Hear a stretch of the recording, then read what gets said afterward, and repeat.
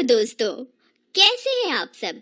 हमारी कहानियां देखने के लिए हमारे चैनल को सब्सक्राइब कीजिए और हाँ, बेल आइकॉन पर क्लिक करना मत भूलिएगा।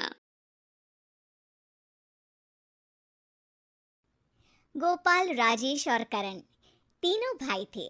गोपाल सबसे बड़ा, राजेश मंझला और सबसे छोटा करण।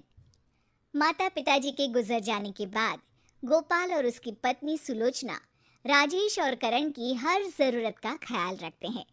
राजेश और गोपाल दोनों की पढ़ाई का पूरा खर्चा उठाते हैं और राजेश एक कंपनी का चीफ इंजीनियर भी बन जाता है और करण शहर का नामी फोटोग्राफर। एक दिन सुलोचना अपने पति गोपाल से कहती है, वक्त आ गया है कि हम राजेश भैया की शादी कर दें। 26 के हो गए हैं अब। वो तैयार हो तो कर देंगे। आपसे नहीं कहा, घबराते हैं, मुझे पता है। राजेश भैया शादी के लिए तैयार हैं। लड़की भी पसंद कर ली है उन्होंने, रागिनी नाम है। आप कहें तो लड़की को मिलवाने बुला लेते हैं। अब हाँ, नेकी और पूछ पूछ कभी भी बुलवा लो। गोपाल की हामी भरते ही राजेश और रागिनी की शादी की बात करने रागिनी के माता पिता गोपाल के घर आ जाते हैं। सुलोचना मेहमानों के लिए पकवान लाती है, वहीं करण अपने कैमरा से इस शुभ अवसर को रिकॉर्ड कर रहा है। माँ बाप तो जब ये राजेश और करण छोटे थे तभी चले गए, फिर मैंने दोनों को बड़ा किया और सुलोचना ने हर वक्त हर चीज़ में मेरा साथ दिया। वही तो रागिनी बता रही थी कि आपने कितना कुछ किया है राजेश के लिए। इसीलिए गोपाल जी, हमने डिसाइड किया है कि अब आपको राजेश की जिम्मेदारी नहीं निभानी पड़ेगी। अब रागिनी और हम उसका ध्यान रखेंगे। आपका तो हक बनता है जी। अरे नहीं नहीं भाई साहब, शायद आप समझे नहीं। हम चाहते हैं कि राजेश शादी के बाद हमारे साथ ही रहे। ये तो मुश्किल है, हमारे घर भी काफ़ी जगह है। ऊपर वाला पूरा मचला राजेश और रागिनी के लिए खाली कर देंगे, और अगर मैं मान भी जाऊँ ना तो इस बात के लिए राजेश नहीं मानेगा कभी, पूछ लीजिए।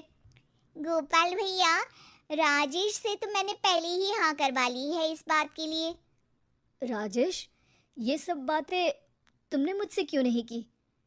तुम्हें कभी रोका नहीं है किसी चीज़ के लिए, हमेशा तुम्हारा साथ ही दिया है, पर एक बार बात तो की होती। अब भैया वो मैं। सुलोचना, ये बात तुमको भी पता थी? नहीं जी, बिल्कुल नहीं। अरे छोड़िए ना गोपाल जी, क्या टीवी सीरियल जैसा ड्रामा कर रहे हैं। अब राजेश बड़ा हो गया है, खुद का ध्यान रख सकता है। वो तो आज ही पता चल गया कि राजेश बड़ा हो गया है। मैंने अपनी माँ को मरते वक्त वादा किया था कि तीनों भाई हमेशा साथ रहेंगे, बंटवारा नहीं करेंगे, एक ही चूल्हा जलेगा घर में हमेशा। अरे भाई साहब, अगर आपको मंजूर नहीं तो कोई बात नहीं, आप राजेश को अपने घर में बांध लीजिए, हमें क्या, चलो जी। अरे अरे, आप रुक जाइए, मैं भैया को मना लूंगा। मैंने आज तक तुम्हारी हर बात मानी, लेकिन ये बात नहीं मान सकता राजेश, क्योंकि माँ से किए वादे का सवाल है। गोपाल कभी भी इतना नाराज नहीं होता था। भाई की तेज आवाज सुनकर रागिनी का परिवार वहां से जाने लगता है। उन्हें वापस बुलाने के लिए राजेश उनके पीछे जाता है और अपने हाथ का कैमरा रखकर करण भी उनके पीछे जाता है, लेकिन वो लोग नहीं मानते।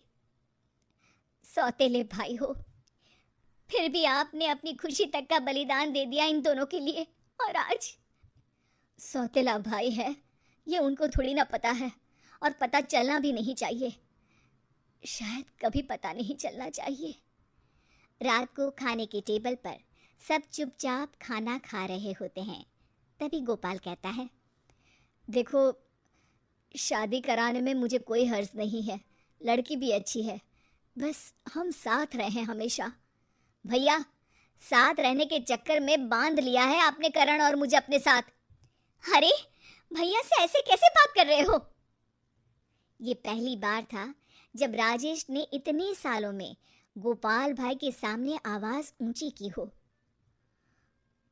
तुम घूमने फिरने जाते हो, लेट नाइट पार्टीज, लंबी ट्रिप्स में कभी रोका है क्या मैंने तुम्हें? पर ये क्या जिद है भाई कि हम सब साथ रहेंगे? मैं रागिनी के साथ उनके घर में रहना चाहता हूँ। करण भी अकेले किसी फ्लैट में रहना चाहता है ताकि उसे अपनी स्पेस मिले, अपने हिसाब से जी सके। करण, तुम सब मुझसे कहते क्यों नहीं हो ये बातें? तुम्हारे कितने ही दोस्त तो आते हैं, रात को यहीं स्लीप ओवर करते हैं।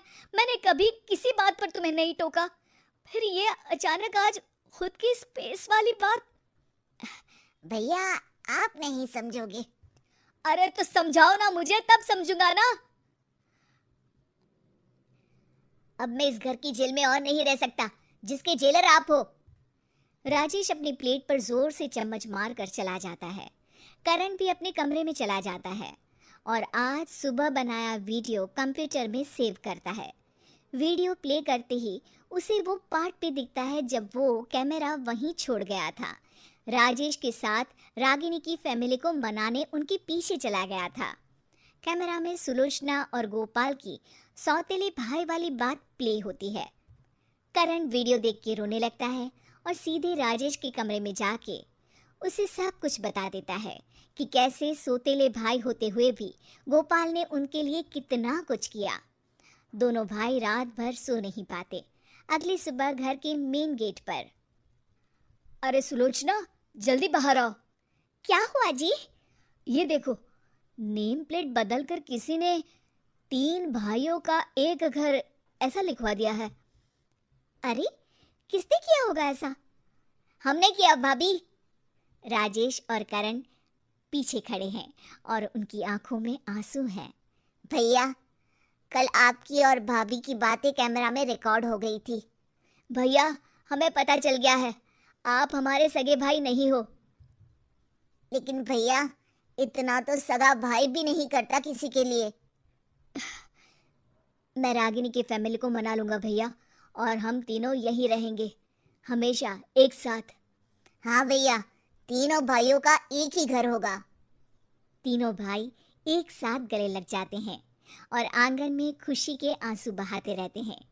शिक्षा, कोई हमारे लिए अच्छा करे तो उसमें कमियां नहीं ढूंढनी चाहिए। न जाने सामने वाला किन परिस्थितियों में हमारे लिए कुछ